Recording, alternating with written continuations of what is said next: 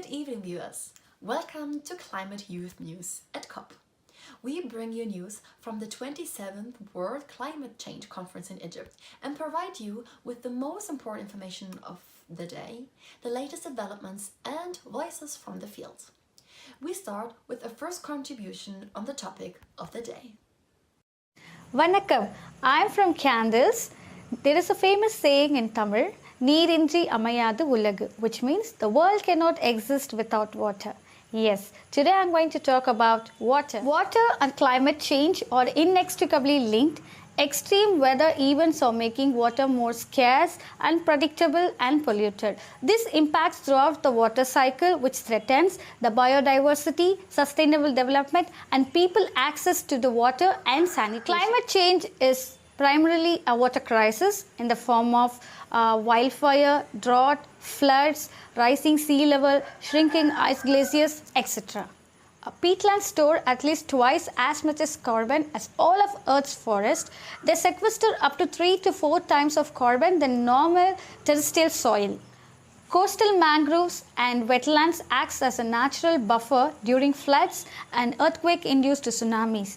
They help in preventing soil erosion. In many cities, groundwater is overused and polluted. So by exploring and protecting the sustainable use of groundwater will cater to the needs of growing population. Rainwater harvesting is usually useful in places where they receive very scarce and uneven rainfall, and it's a simpler way to sustainably manage water in the era of climate change. Start climate-friendly smart agricultural techniques, advanced water retention techniques, drip irrigation and reducing post-harvest loss, reducing food waste and start promoting biofuels and biogas. So in sustainable water management, the focal point of the climate action plan is to build carbon emission-free, resilient society. Politicians should think cross borders to solve water issues. Sustainable water management and funding for innovative water solutions is the need of the hour. We urge COP27 to solve water-related issues at the earliest, to fund poorer countries in creating an infrastructure for sustainable water management.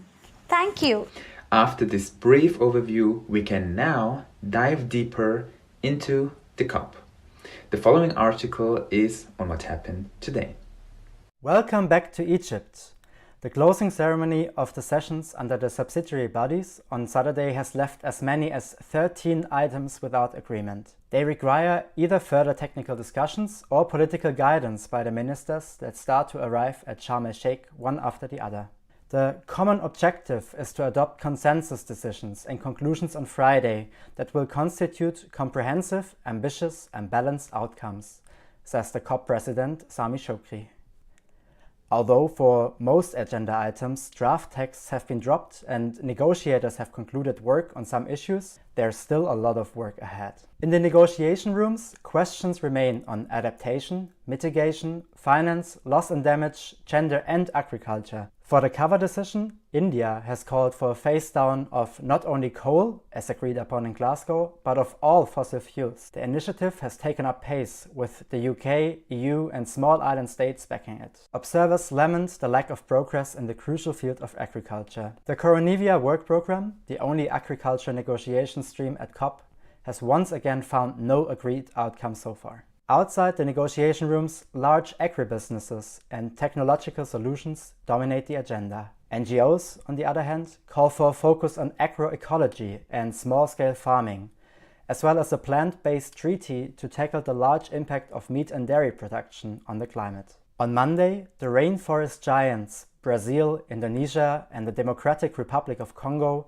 signed a rainforest deforestation pact. The agreement calls for countries being paid by the international community to reduce deforestation, as well as a new sustainable funding mechanism to help developing nations preserve biodiversity. Today is dedicated to energy. In that context, a new Just Energy Transition Partnership, or JETP, was announced with Indonesia. The country produces over 60% of its energy from coal and is still building new coal plants. The countries of the G7, Denmark and Norway, committed to provide $10 billion public and $10 billion private finance over the next 3 to 5 years for more renewables in Indonesia. The new partnership is seen by the think tank E3G as a significant milestone in the global energy transition that turns towards clean and more affordable energy systems. A similar partnership is expected to be launched with India to support the country's mitigation and fossil fuel phase-out efforts. India is currently planning to become climate neutral by 2070. Today is also the day of action for climate empowerment and civil society that demands nothing about us without us.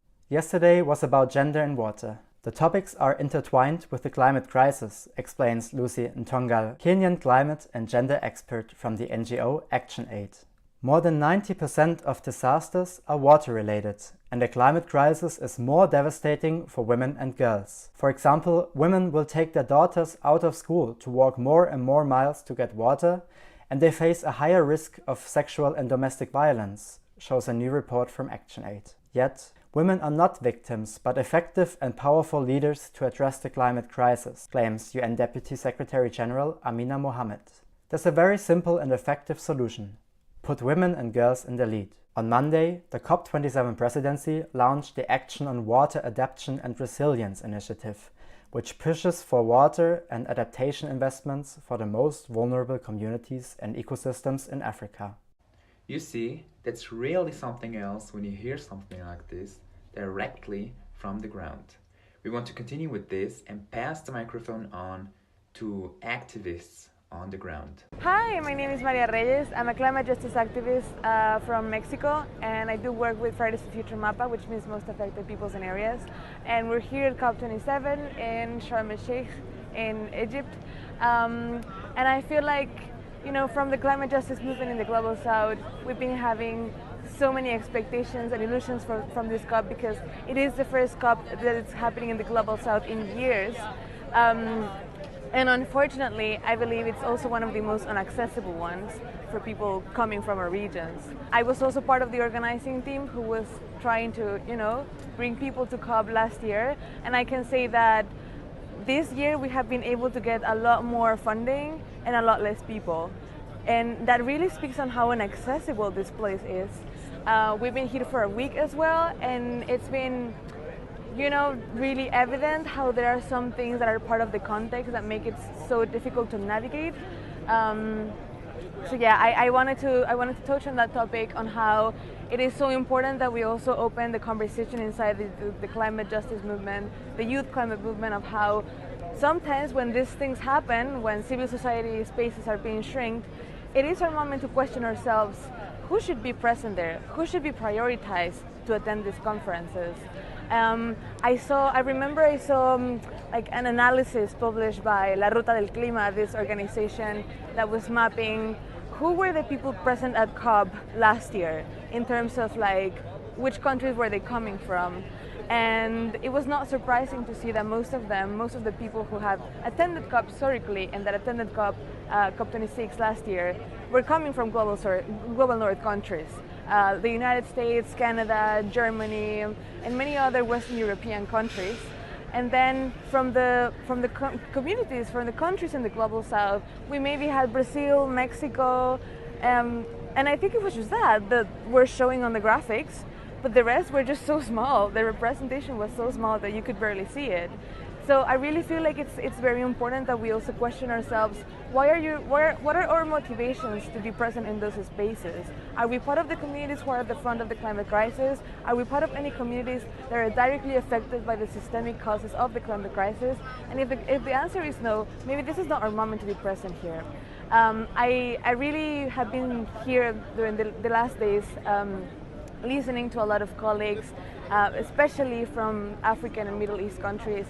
And it's also so interesting to see how there is definitely a bigger representation from those regions this year, but because we have tried to push for that really hardly inside the climate justice movement from the Global South. So yeah, that's from one side. And I feel like that it's so important because many times when we are part of this systemic crisis, we tend also to, if we don't pay attention to it, we can replicate the same structural oppressions that we're fighting against. So here at COP27, one of the main things that are being discussed is finance. And that's also one of the topics that I'm following the most, especially finance for loss and damage and for adaptation. And the reason why I am so interested on that is because I really want to see that loss and damage, it's not only a point on the agenda, but it's actually an established point on the document of the resolution document.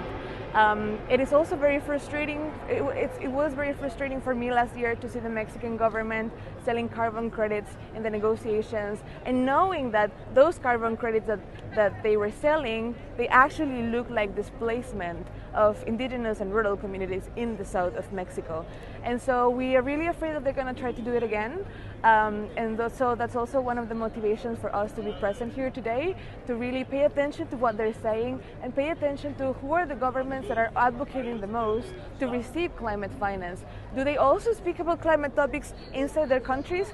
Mine doesn't. And that's where you can see the disconnection between the narrative that it's told in international conferences and the narrative that it's worked on ground. Especially in Mexico, the government has been modifying the constitution to increase the militarization or the presence of the military inside the country. Having this new, like, the National Guard, and in many places it's substituting like the police. And we're really afraid that under the narrative of climate security, saying that the climate crisis is a national security issue, they're going to try to use the climate finance from these negotiations to put it into the military. And then we also need to look at how Mexico this last year has been ranked on the first place by Global Witness as the most deadly country to defend the environment, with 52 environmental defenders murdered for defending the land, for defending the environment. And so if these people, these government delegates, are here advocating for climate finance to go to them, and then they put it onto the military, that ultimately ends up harming the people who are trying to fight the extractivist industries, who are trying to fight the transnational industries in our territories, because they are the ones who are committing, this destruction. I come from the state of Puebla in Mexico, and there we have a lot of German industry. Actually, we have a lot of Volkswagen.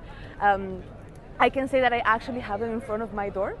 And it's been very known that the presence of Volkswagen and other many other companies that had arrived to the region because they assemble parts of the cars for Volkswagen have displaced peasants, have displaced rural communities, and they keep hoarding the water. They keep being complicit on corrupt processes to try to appropriate from the wells and from the water of the communities. So that is also one of the things that one of the messages that we want to bring to this conference. Call out how some governments, like the German government, are here negotiating and talking about human rights, but they also need to take accountability and responsibility for what the German industries, what the German companies do in the global south. Thank you for this powerful and important perspective. We, as the global north, bear the main responsibility for the climate crisis and should finally live up to it. That was our today's broadcast from the 27th World Climate Change Conference in Egypt. We hope you will take something away with you. Tune in again tomorrow when it's Climate Youth News at COP.